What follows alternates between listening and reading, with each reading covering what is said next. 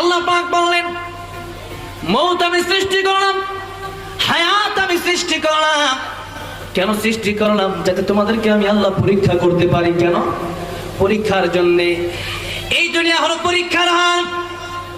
পরীক্ষার হলের যদি কোনো ছাত্র পরীক্ষা দেয়, পরীক্ষার সময় কিন্তু কেউ কিছু জিজ্ঞাসা করে না। দুর্বল ছাত্রটাও যদি নেগরান শিক্ষকের কাছে যদি প্রশ্নটা নিয়ে দাঁড়ায় যায়, জিজ্ঞাসা যদি করে, এই যে প্রশ্নের খাতা নিয়ে আপনার কাছে দাঁড়াইলাম, সুন্দরভাবে যতক্ষণ না বুঝে নেগরান বা উস্তাদ বুঝায় দেয়, স্যার বুঝায় দেয়, হাসি মুখে বুঝায় দেয়, 3 ঘন্টা সময় দেওয়া হয়। 1 ঘন্টা সময় হলে উঠে যাইতে পারবা, আবার 3 ঘন্টার সময় লিখে উঠতে পারবা। অনেকে 1 ঘন্টা পরীক্ষা দিয়ে উঠে যায়। আবার যারা ভালো ভালো ছাত্র 3.5 ঘন্টা শেষ হয়ে যায়, পরীক্ষা কিন্তু শেষ হয় না।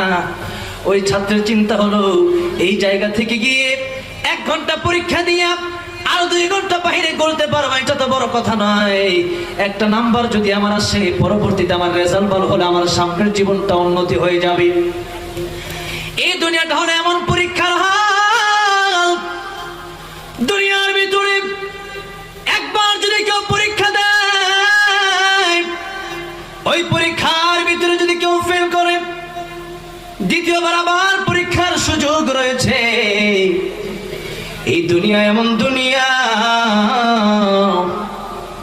যেদিন মরে যাবেন, ওই কবরে যাওয়ার পরে, ওই কবরে যেদিন চোখে কবরের আযাব দেখবেন, যেদিন কানে কবরের আযাব শুনবেন, জাহান্নামের ফেরেশতা এমন ফেরেশতা, হায় রে, বড় নির্দয়, বড় কঠিন।